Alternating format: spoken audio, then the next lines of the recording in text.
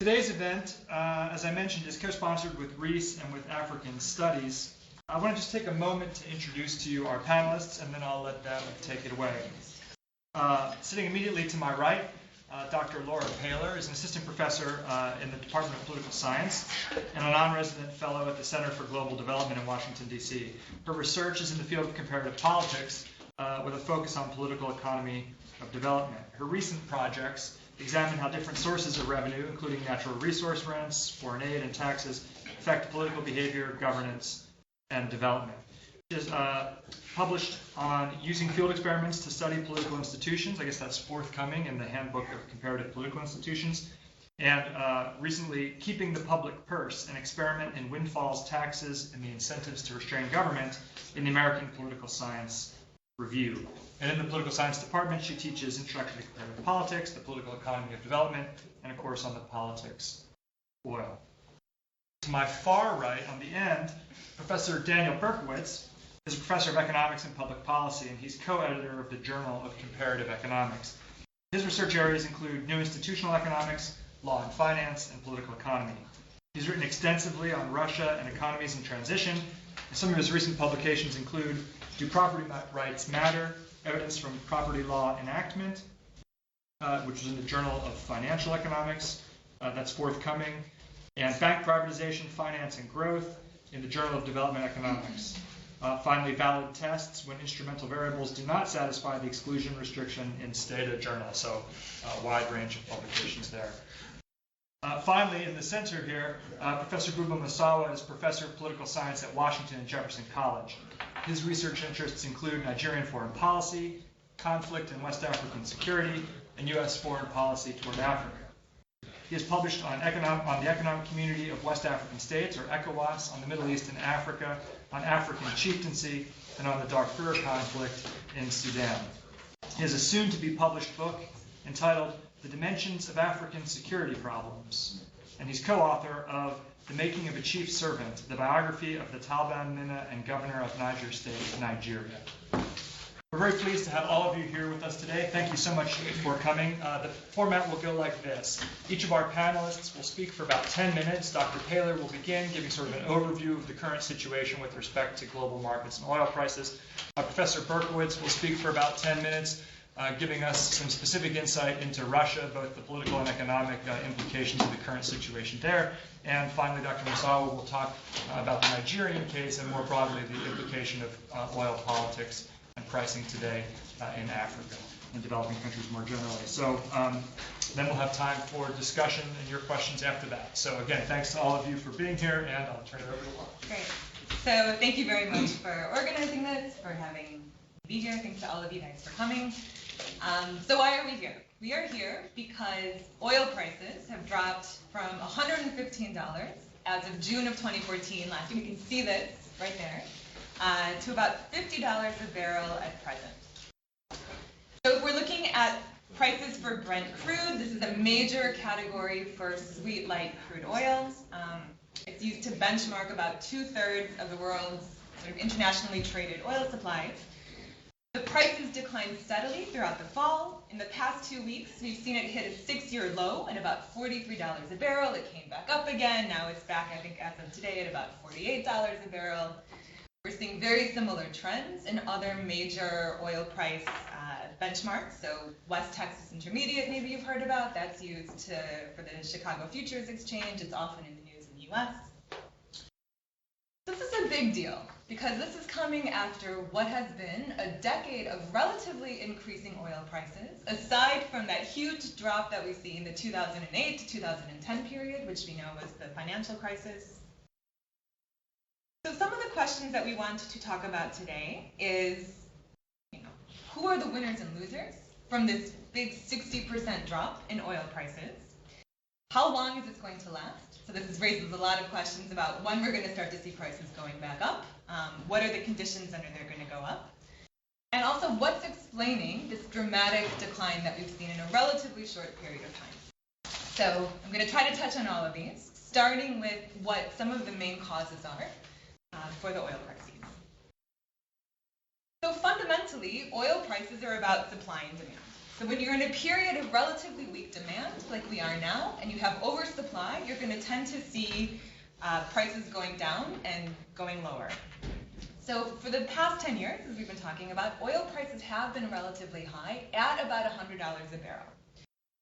This has been driven by things like growing demand in developing countries like China and India. There have also been some international conflicts, for instance in Iraq, that have curtailed prices a little bit.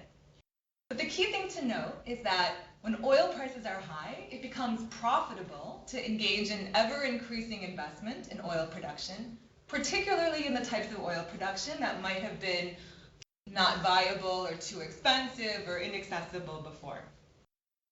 So one of the key factors that's driving this drop in oil prices is actually rising U.S. oil production in the United States, particularly associated with shale, oil extraction from shale formations and fracking.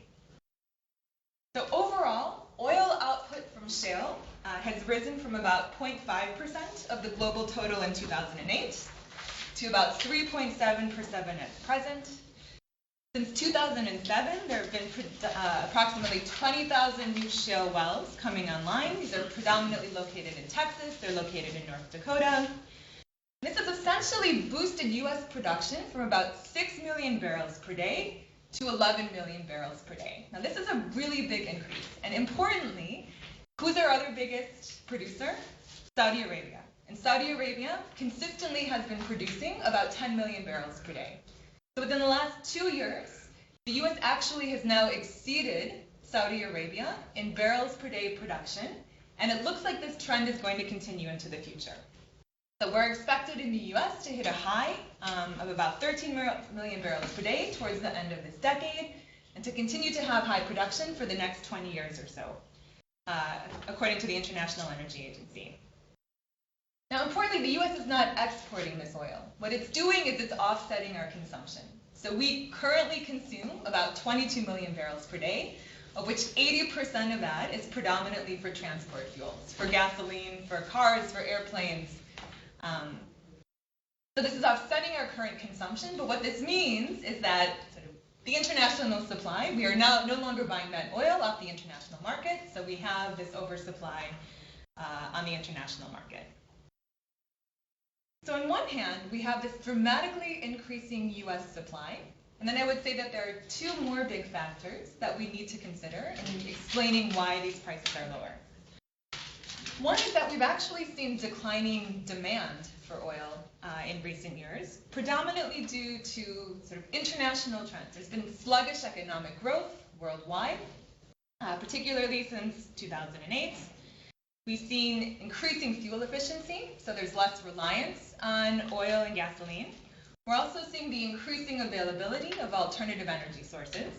All of these things are contributing to a reduction in the demand. Then on the other hand, we have OPEC playing an important factor. So OPEC, as we know, the world's leading oil cartel, it exists primarily to control prices. And as of recently, sort of most critically taken is November 27th, there was a big meeting. They decided that they weren't going to cut production in order to actually boost the price of oil revenue. And this is a very interesting decision that was primarily driven by Saudi Arabia. So OPEC members include Saudi Arabia, the other Gulf states, Iran, Venezuela. These are the key OPEC members. Iran and Venezuela want prices to go higher for reasons that will become clear in a second. But Saudi Arabia is looking at this in a very interesting way. For Saudi Arabia's perspective, the chief concern is that if it cuts production, it's going to lose market share. And in particular, it's going to lose market share to countries like Iran and Russia, and also to the United States, particularly because of this rise of shale production in the U.S. And they view this as a very dangerous thing for the health of the Saudi economy in the long run. 1980s were also a period of low oil prices. During that time, OPEC cut prices and production. The Saudi economy took a big hit, and it ended up taking a long time for it to come back in terms of reacquiring its market share. So the strategy of Saudi Arabia, as well as some of these other Gulf countries like Kuwait and the UAE, are basically to survive off their foreign currency reserves. As of present, Saudi Arabia has about $700 billion in foreign currency reserves. So to spend out of that, not cut production, keep oil prices low, and basically try to ride out and even possibly put out of business some of these competitors, including U.S. shale production. So this is a very interesting strategy that they're trying to adopt, and there are a lot of open-ended questions about to what extent this can actually work. So while Saudi Arabia, UAE, Kuwait might be able to ride this out, this is not necessarily the case for a lot of the other oil producers that have tighter budgets, that have higher spending commitments, that are engaging in more international adventures that are expensive.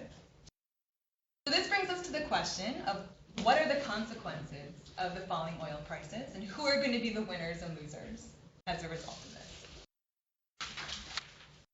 So the winners are us, unless you happen to actually be in the shale or oil industry right now. Like we, average Americans, your average citizens in the major importing countries, Europe, China, Japan, Turkey, these are all countries that predominantly import their oil, and we are benefiting from this.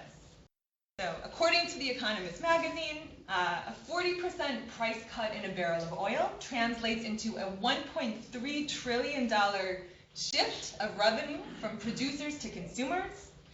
For an average American family, this means that instead of spending $3,000 a year at the pump, you will now be spending $2,200 a year. That's an $800 a year increase into your pocketbooks, or the equivalent of a 2% salary bump for families making $40,000 a year. So this is a really big shift in income, and that in turn could be expected to fuel consumption and to fuel economic growth and to perhaps even speed up economic growth in a lot of importing countries.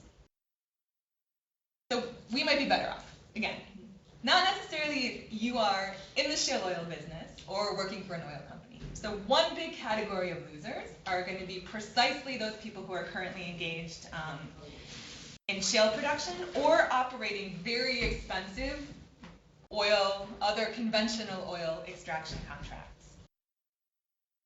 So to make sense of, and I just came across this term, by the way, shale shocked, or to describe the current state of the shale industry. So to make a sense of sort of what the economics of shale are, it just helps to understand a little bit about how it's produced. Briefly, so it takes, now that capital investment is done, essentially in Saudi Arabia, it takes about $5 to $6 to produce a barrel of Saudi oil. It takes about $10 to $20 to produce a barrel of oil using shale extraction. But interestingly, shale wells decline rapidly, sort of about 60 to 70% in their first year. So the only way to keep shale extraction up is to constantly be drilling new wells. So this means that the companies that are engaging in shale extraction are constantly having to go out to borrow money to invest in opening new wells. It's not necessarily that expensive to drill a shale well, and it can be done in a relatively short period of time, but there's also this quantity aspect.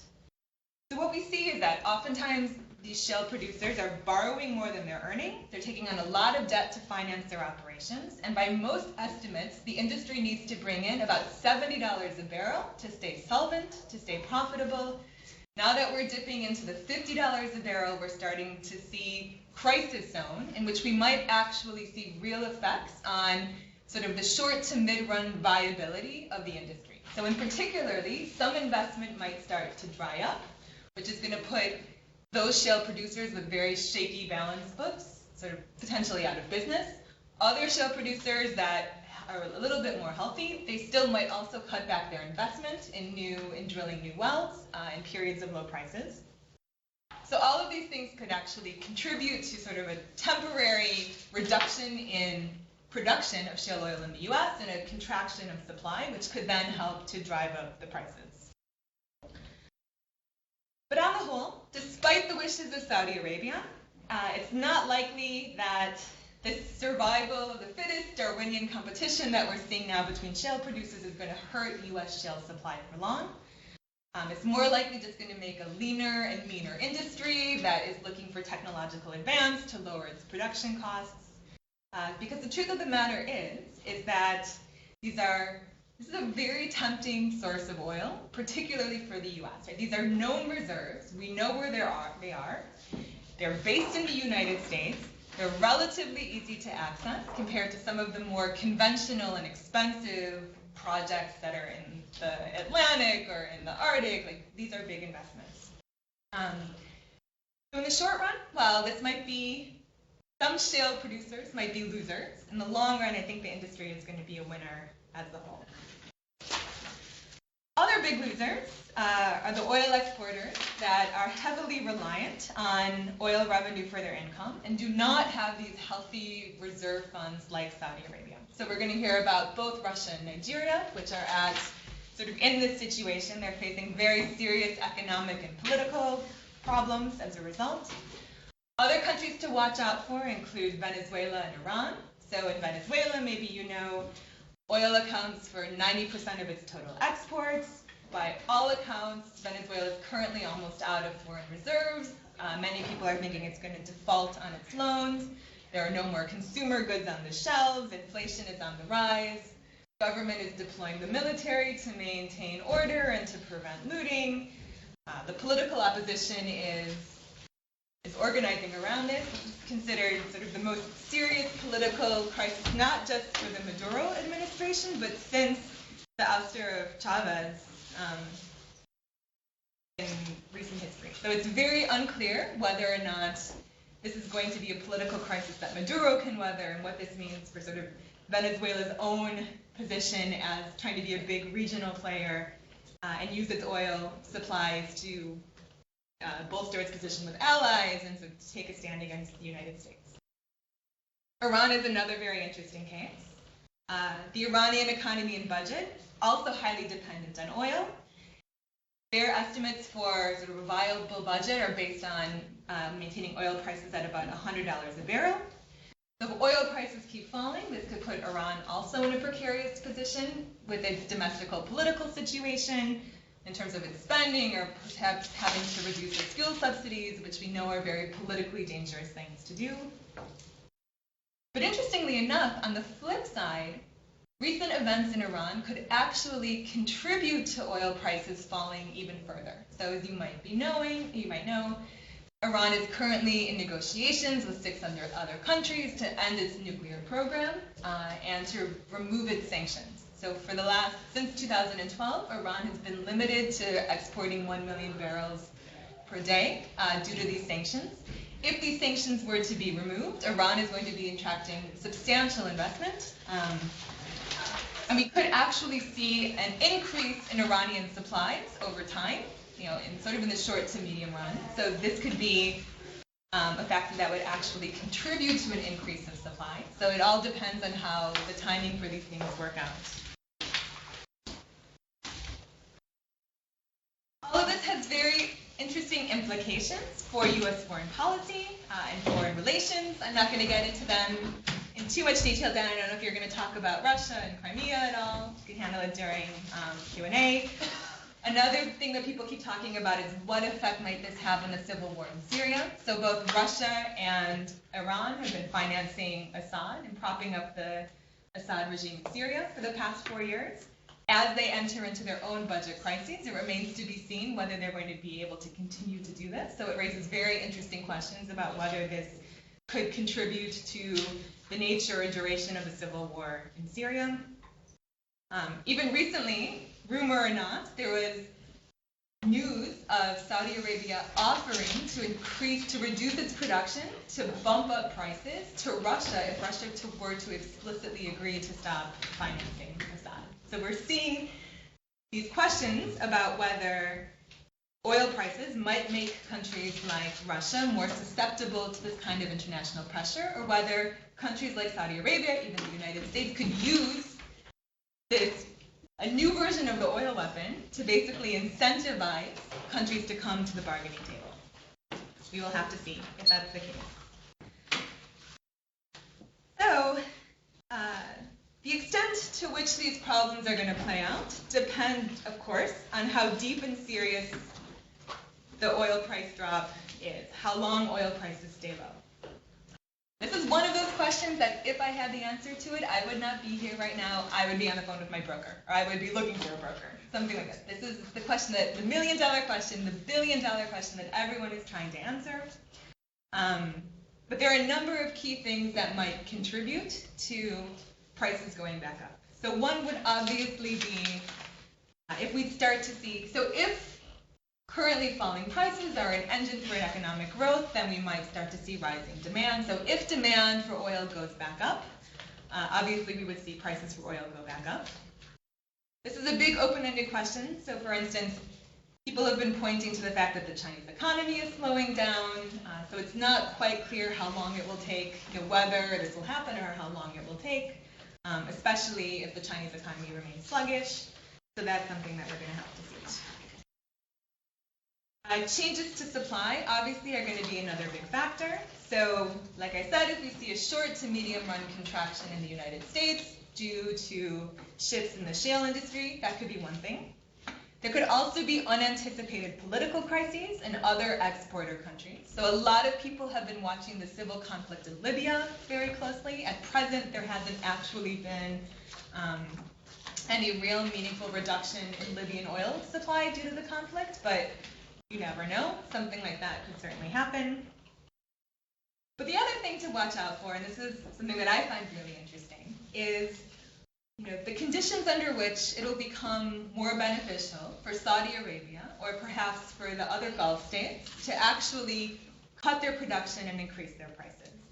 And I'm talking here about sort of the domestic political pressures and economic pressures that these countries are going to face.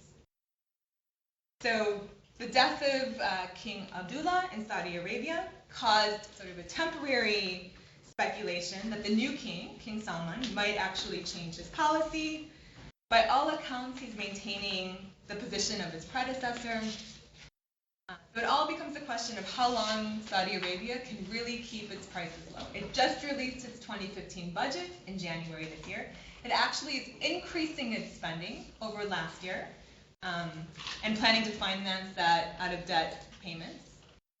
Because from the Saudi Arabia perspective, it put in place several very expensive social spending programs after the Arab Spring in 2008. It views these as very important programs for maintaining domestic political stability and also mitigating unemployment. Because there is a real concern that if you have a lot of unemployed youth in Saudi Arabia, they could be attracted to extremism or to other sorts of what the regime would consider dangerous political engagement. So maintaining these programs is a priority for the regime. It's just a question of how long they'll be able to afford them. And ultimately, Saudi Arabia needs oil to be also at about $100 per barrel to maintain its own healthy economic and political situation. So all in all, many experts are predicting prices are going to stay low through 2015. But intrinsic to any highly volatile commodity, the dictum is to expect the unexpected, so we will just have to see. Thanks, Laura. Dan. Thanks. So I want to look. Laura took a perspective on prices that you can see in the scatter plot, or this time series. I'm getting a plot back to 1970 of crude oil prices. Brent, that's a spot market price for Russian oil. I'm going to talk about Russia now. She took a perspective really in the last pretty recent. I want to give a more historical perspective. What do we learn from Russia and what preceded it from the Soviet Union and what prices meant? And you can see that now those aren't deflated, so it's sort of it underestimates how low the prices are below. But you can kind of see that when Russia crashes, which is in 1990, the prices are low, and they pick up after 1998, which is a period of very rapid growth in Russia. And if you look at, we did a paper, published a couple papers on this, but if you look at growth in Russia like 2000, 2007, it's extraordinary. It's like wage growth is 15% a year. And that's a period when prices are high, and now we're a little worried that the prices are spiking down, and Laura's trying to figure out whether that's is that a temporary thing or persistent shock. So so I like to take a historical perspective on things and see what I can learn from that. And so, and in taking that historical perspective, I want to not focus on price exactly. I want to focus on something which economists calls rents, right? So if you took your intermediate micro, you talk rent is something like economic profit. What I'm going to argue here is that rents on natural resources weren't so important for the Soviet Union. They were there. That's what preceded Russia. When Russia emerges, rents become important or increasingly important. And then just making some what we should call a back of the envelope calculation of rents, we can take some kind of longer term perspective and get a feeling of maybe how Russia will respond. So let me so let me give a little historical perspective. First of all, or before I give the historical perspective, let me talk about rents. If I were to compute a rent, I mean, if you remember, it would be something like a market price for oil minus its opportunity cost. That there's that spread and times what's sold. So that seems like one of these abstract economic calculations, but there's all kinds of ways of calculating that. Even if oil is sold in Russia at below market prices, you would still price it at the Brent, at the spot market price. If you want to look at opportunity costs, that's a little trickier, but you can look at average costs around the world for producing it, and then you can observe quantities. And then you could do some other estimates for costs, but prices are pretty straightforward, quantities are pretty straightforward, and costs you can do in a number of ways. But those rents, and this Laura I think really was nice about making that point on prices, but it's the same thing for rents. When those rents are there, right, it allows certain things. It allows you to prop up inefficient activities. It allows you to fund the military. It allows things that maybe are not economically that productive to go on. So the whole Soviet economy didn't produce much technological change, didn't produce new products, anything like that. But it had a lot of rents, right? And that kept it going. And it may be that when you see my calculations here, now they're not my calculations. I'm taking it from Cliff Gaddy at Brookings and Barry Ickes at Penn State. But when we interpret them, you may start to worry about what's going to happen to Russia. So oil prices are falling. Is Russia in big trouble? Let's see. So let's look at the first picture here, which is rents.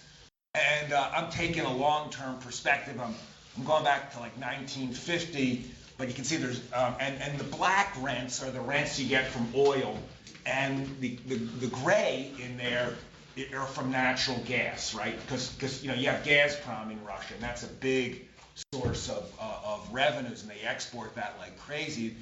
So just a couple of things you can see before I get into it is that oil is volatile, man. That those black things is jumping all over the place, and gas is a lot more stable if you just look at the area, at any point.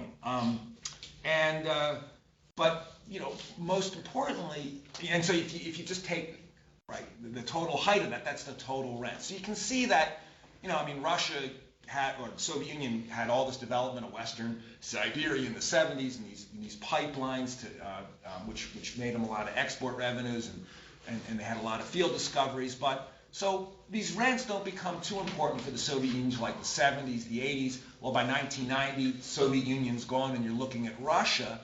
And now you can see that Russia, even though it's a much smaller mass and population, the Soviet Union, rents are huge there. Right? I mean, it's just they're just much bigger. And in particular in this period, 1990, after 1998, this period of rapid growth, so when they're really growing, you started saying around 2000, rents are spiking like crazy, right? So there is some correlation between this super rapid growth they had to like 2008 and the rents. so there's the volatility, and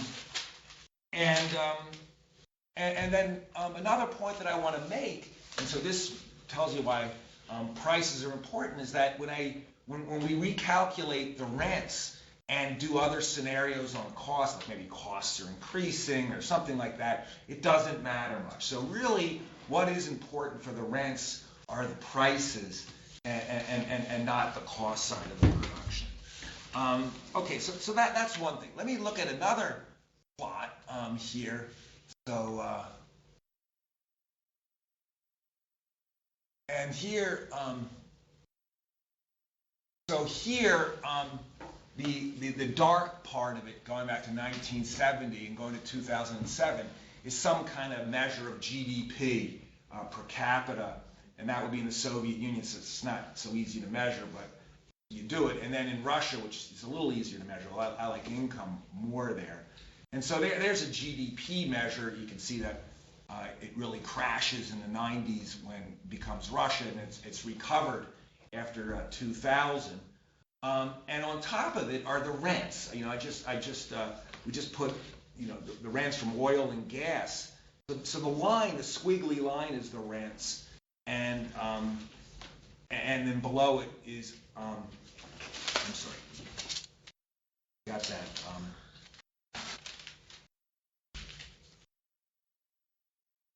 I'm sorry. So yeah, so the black stuff is the rent, and above it is the GDP, right? So you can see that in the Soviet Union, say before 1990, GDP is a whole lot more than the rents, right? So rents are still a big component, especially as you get into the 80s, right? Of their total production. So so there's something about what you're getting out of oil and gas, and that is correlated with some standard of living, and that becomes less important.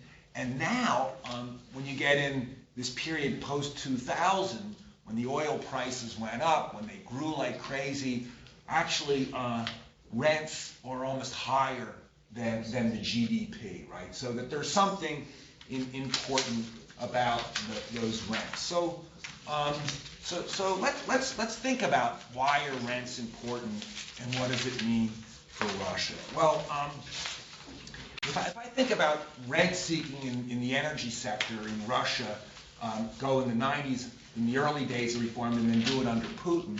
Well, in the early days and so we'll really talk about oil because gas is stable, it's under central control, gas pump. But if I think about oil there, if you think about the early days, it was more, oil is in some sense a metaphor more broadly when there were lots of independent, decentralized actors grabbing. So that's a situation that even though there's lots of rents to be had, there's also a lot of rent dissipation, right? So if I'm controlling Gazprom and all of the oil, right, and I'm Putin or Yeltsin or something like that, I can take all of it. But in a situation where you have all these regional governors, Andy Konitzer studied this a lot. I was on his dissertation committee, but you're in a situation where there's all this decentralization and people can grab those rents. So that means that they're not necessarily there to prop up a military, to do all the things that Laura was talking about. And in the oil sector in particular, you had regional companies that some of them were trying to secede from Russia. You had this guy Khodorkovsky went to jail, but before he went to jail, he ran something called Yukos. So the rents got taken up.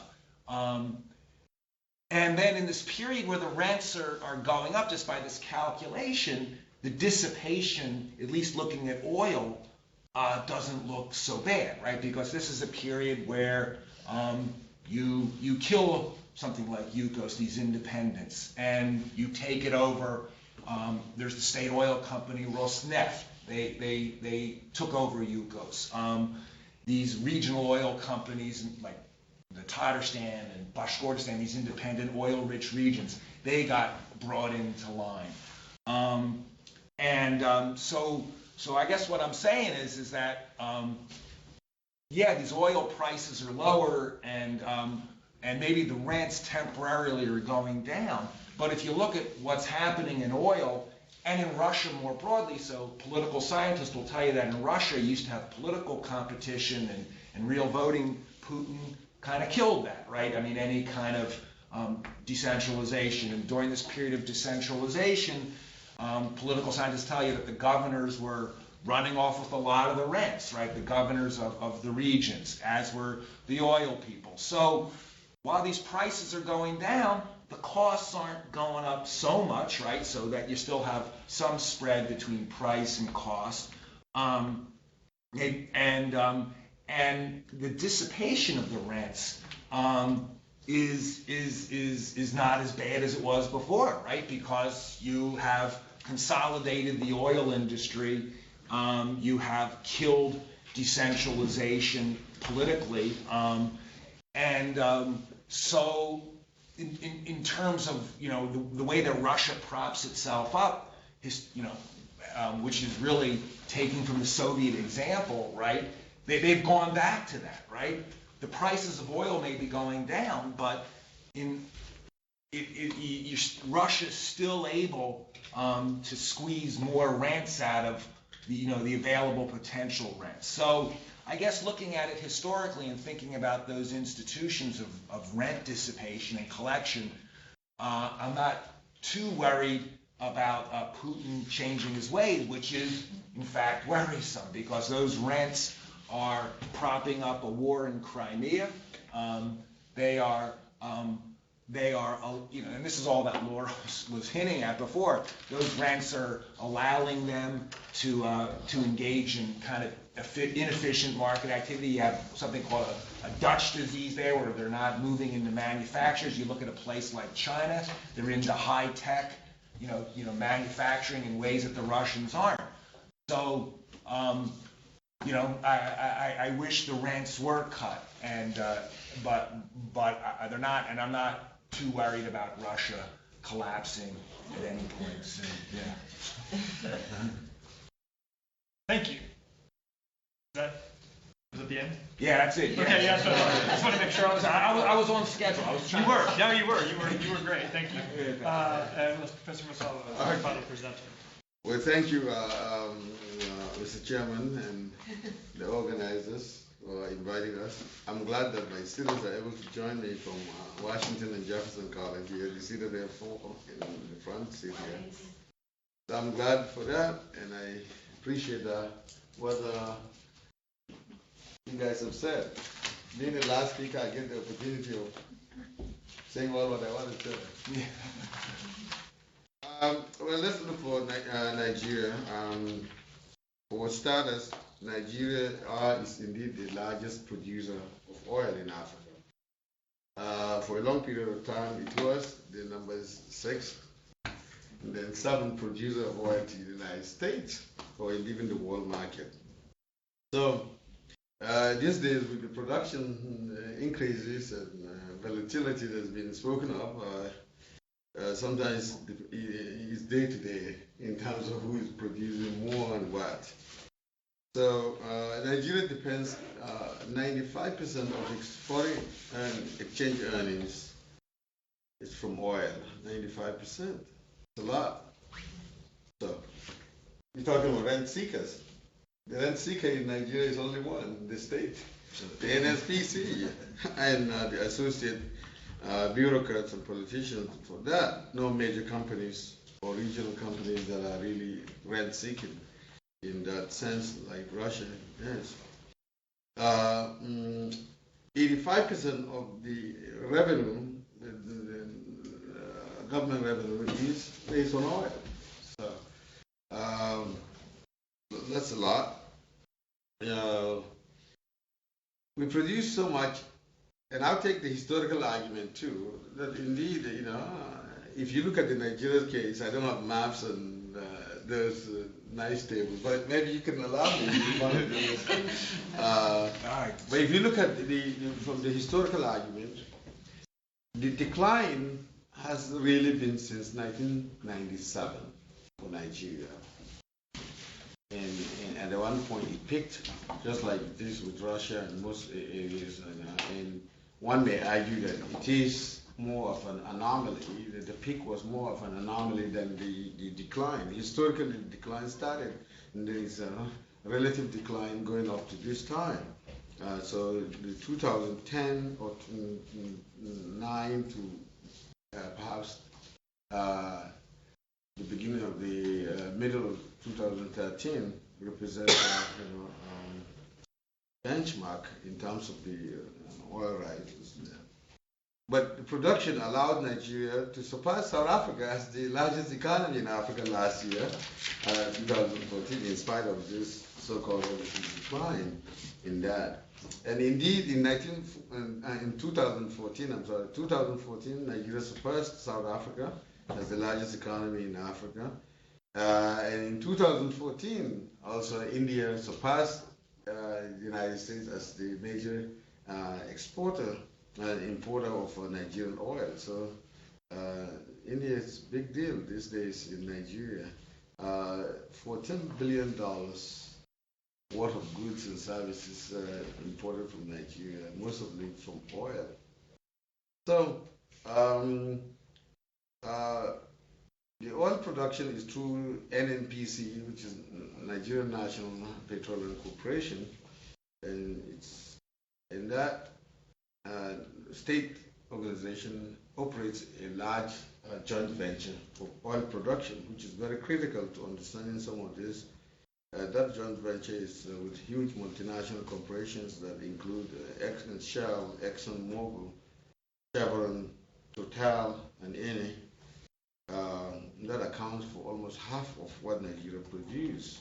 So, and that point is critical because right now Nigeria is asking to cut its budget 40% production budget of the $13.5 billion, $1 billion, $5 billion that Nigeria was supposed to contribute to that joint venture in terms of production. They're cutting 40%.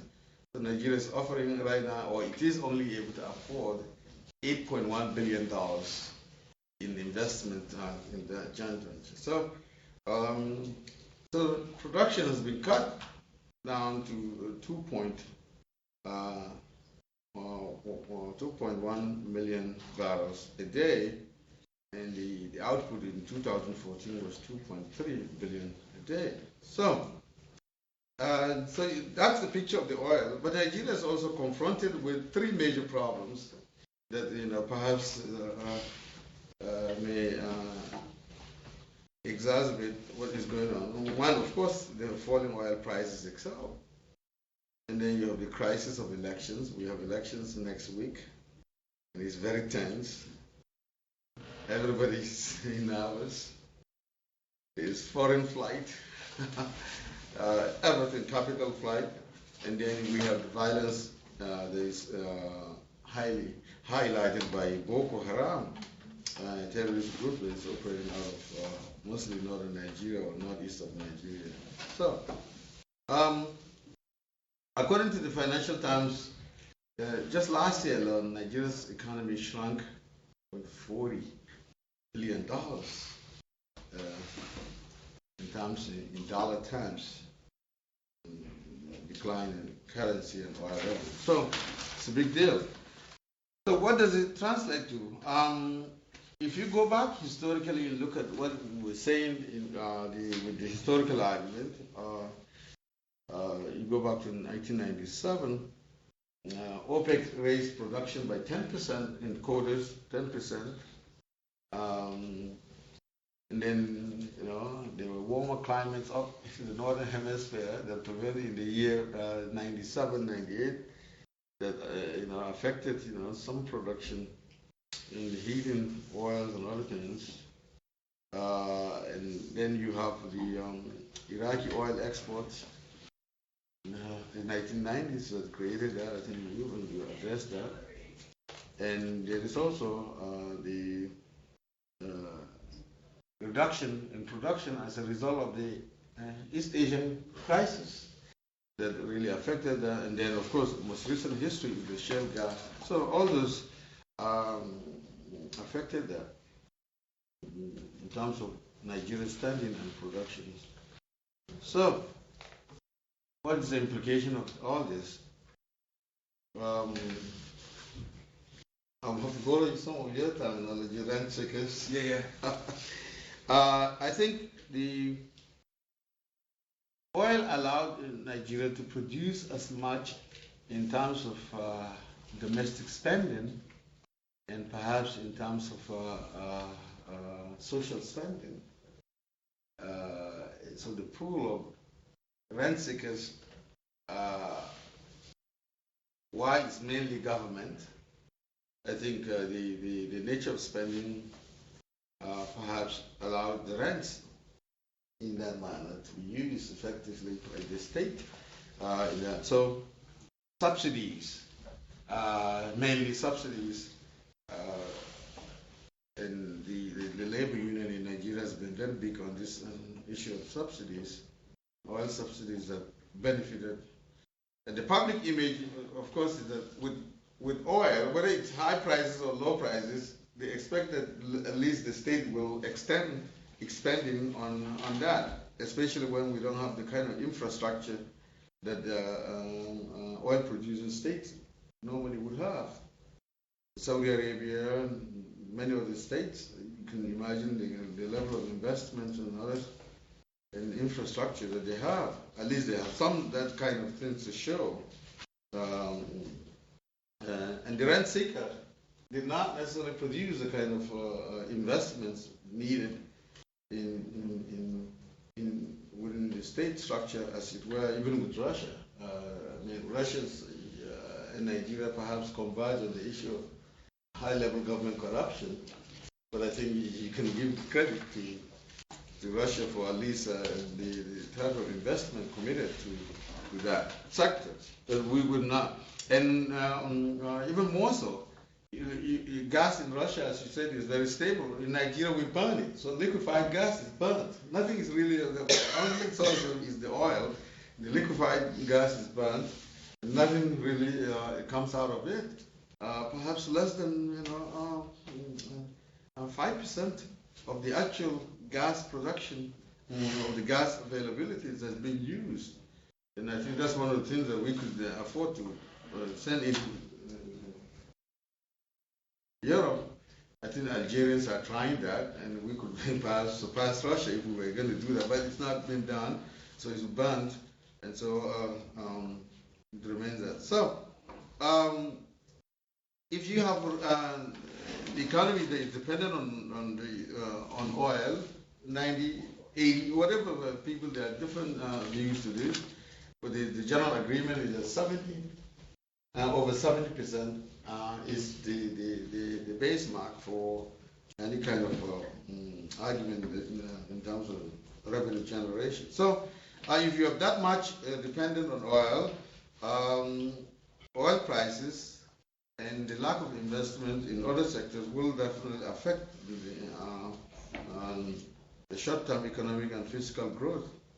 So you have, in that manner, Nigeria is affected in that. So there's erosion of external revenues in that context. Similarly, Mr. Chairman, the Nigerian government has argued, in this lecture given by one of the officials just a few days ago in the Nigerian War College, and his argument was that the declining oil revenues may not affect the economy negatively. But that's very doubtful, given the trends of what's going on in Nigeria. One, the other revenue sources that he argues in terms of tariffs from customs and taxes, they are not forthcoming, or when they are, the high-level government corruption has affected those. So it's very difficult to argue that it will not impact on the economy negatively. It is impacting on the economy negatively as we speak. One may even predict that perhaps there will be a near collapse of the economy if the oil revenues continue to fall as they are. Because historically, from 97 to the present, they were declining gradually, and with the peak, it picked up. But now the fall is very sharp, and I think that will address those concerns. And there's no serious diversification attempt in terms of the economy of the country. So with all this, one will argue that that maybe there's a lesson to be learned, and that people could move on and develop and invest in other sectors of the economy, but that's not been done. There's no industrial policy to point to that direction about where the economy is going other than an oil-based economy. So if you take low oil prices, you combine them with the inability for Nigeria to even meet its production quotas at some point, some of which due to production losses from shutdown on trunk lines, pipeline vandalism, which is a big deal in Nigeria. I think it creates a very serious problem for the economy. And furthermore, I think the decline has impacted the Nigeria Stock Exchange as we speak, because the relationship between the stock exchange market performance and the fortunes of the oil are very linked, very much so in Nigeria, and therefore it affects that. And Nigeria is also solely dependent on foreign investors and institutions that purchase the treasury bonds issued by the Nigerian government. So if they are not able to, and there is so much jittery effects, especially with the political cloud, the investors are not there, and so there's a total, I think, capital flight. Am I getting 1 more minute there? 1 more. Okay. And the demands of labor unions, as I mentioned earlier, the labor unions do not really care what happens to Nigeria, to the oil prices. As far as they are concerned, Nigeria is dependent on Nigeria's needs are dependent on this oil, and therefore the subsidy is the only way in which we can benefit, the local people could benefit from what goes on. So, but before I conclude this, there's a quick thing to imagine in terms of how the oil price will affect Nigeria in terms of lack of investment.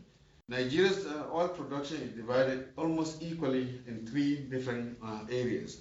33% onshore production, 33% shallow water production, and 33% deep water. And the deep water is where the future is, where it is. But Nigeria is not able to, as I mentioned earlier, they're cutting down on investment, the joint ventures. So if they are not going to invest in where the future is in terms of oil production, you're likely to have big shocks in the economy. And finally, I think investment in oils have stalled in Nigerian National Assembly too. We have a bill which is similar to what Congress was battling in this country in terms of passing the Excel bill. So ours is called the Petroleum Industry Bill, and this bill is stalled. The bill is basically aimed at reforming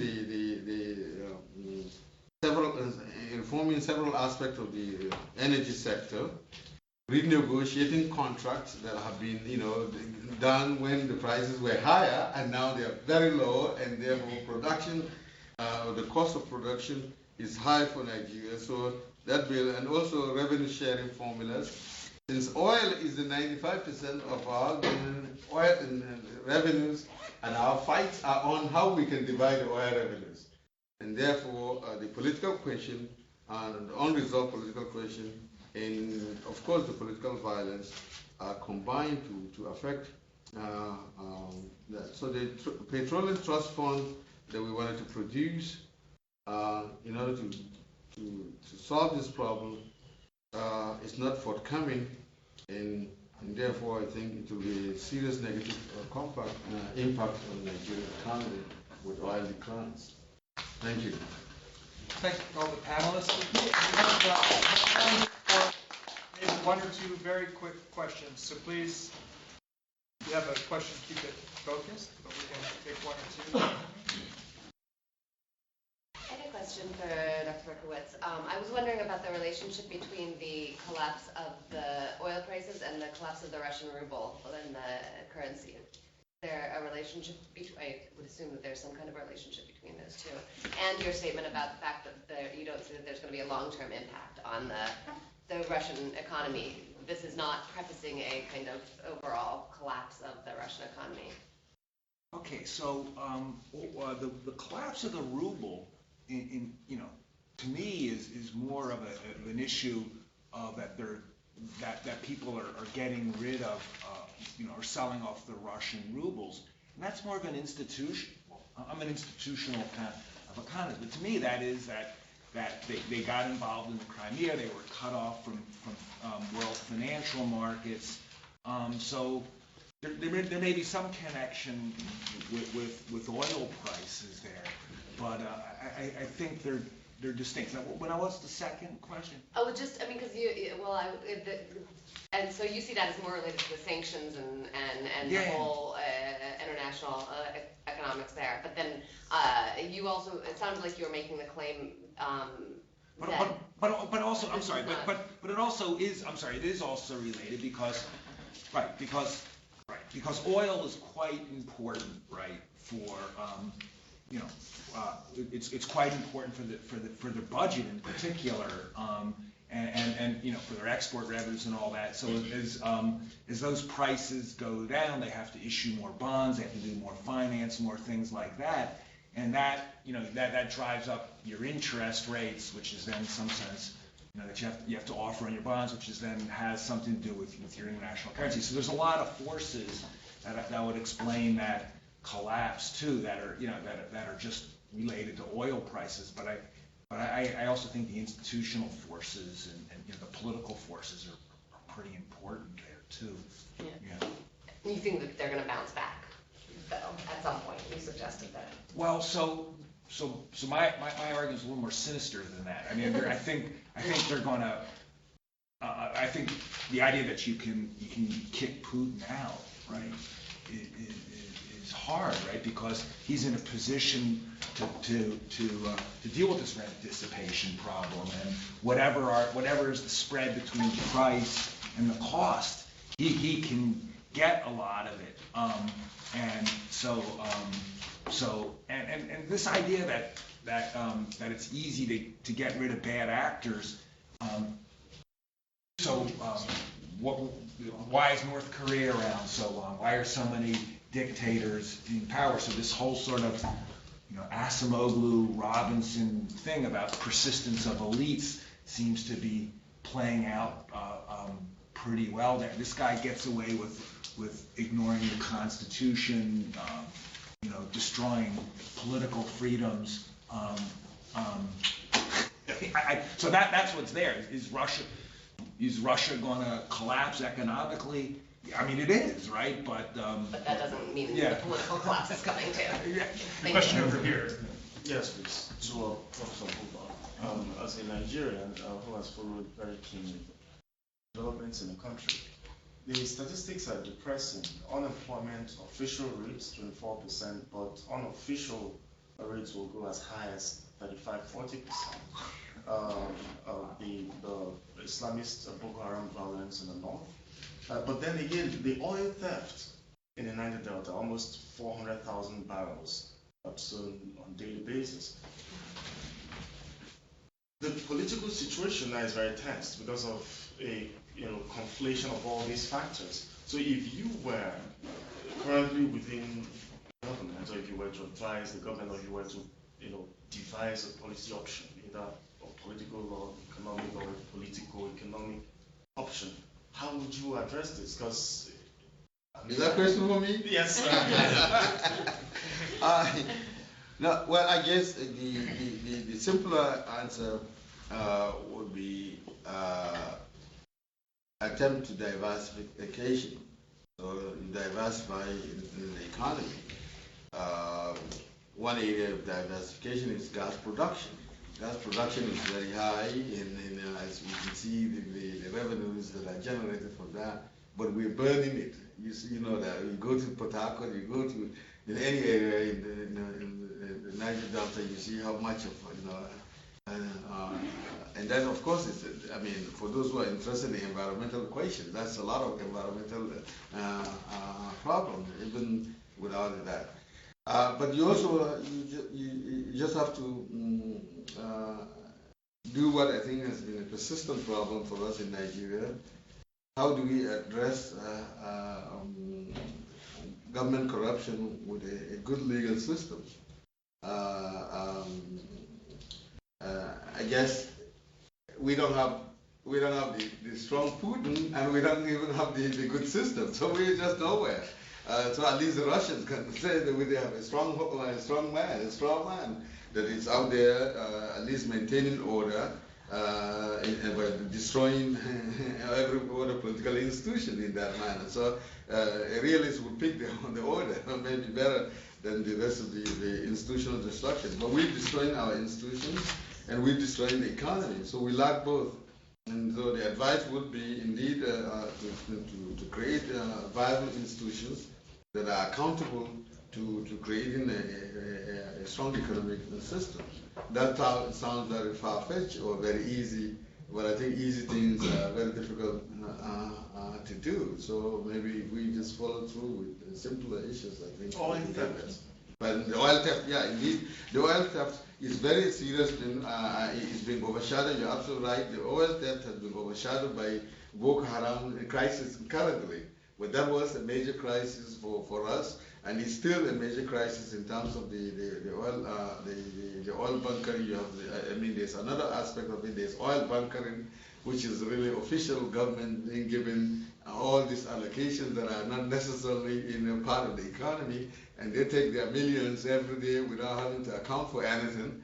So, and then you have the theft and the vandalism. So there's so much going on, and it's very difficult, and that's why most Nigerians are worried that, well, look, initially we had the $40 that at least the economy is bringing.